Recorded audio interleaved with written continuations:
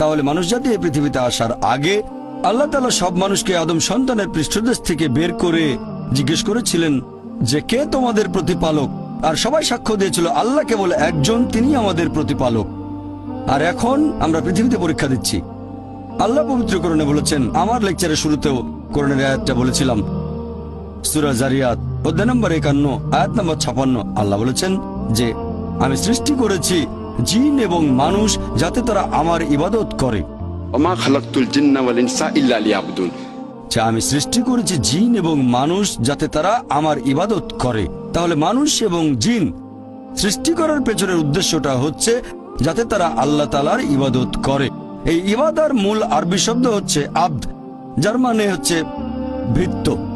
আর একজন ভৃত্যের দায়িত্ব তার মনিবের যাবতীয় ইচ্ছার আদেশগুলো পালন কর। আর আল্লাহ পবিত্র কোরআনে বলেছেন সূরা আনকাবুত অধ্যায় নম্বর 29 আয়াত নম্বর 2 যে তোমরা কি মনে করো আমরা ঈমান এনেছি এটা বললেই তোমাদের ছেড়ে দেওয়া হবে? তোমাদের অবশ্যই পরীক্ষা নেব। যদি শুধু মুখে বলেন আল্লাহকে বিশ্বাস করি, আমি একজন মুসলিম, আমি একজন মুমিন, এটা বললেই আল্লাহ ছেড়ে দেবেন? এখানেই পরীক্ষা শেষ?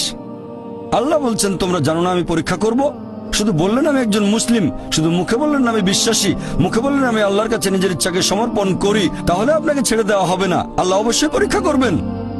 আল্লাহ পবিত্র কোরআনে বলেছেন সূরা বাকারা অধ্যায় নম্বর 2 আয়াত নম্বর 155, আমি অবশ্যই তোমাদের পরীক্ষা করব ক্ষুধার ভয় দিয়ে, জীবন আর ধন সম্পদের ক্ষয়ক্ষতি দিয়ে এবং ফল ও ফসলের ক্ষয়ক্ষতি দিয়ে।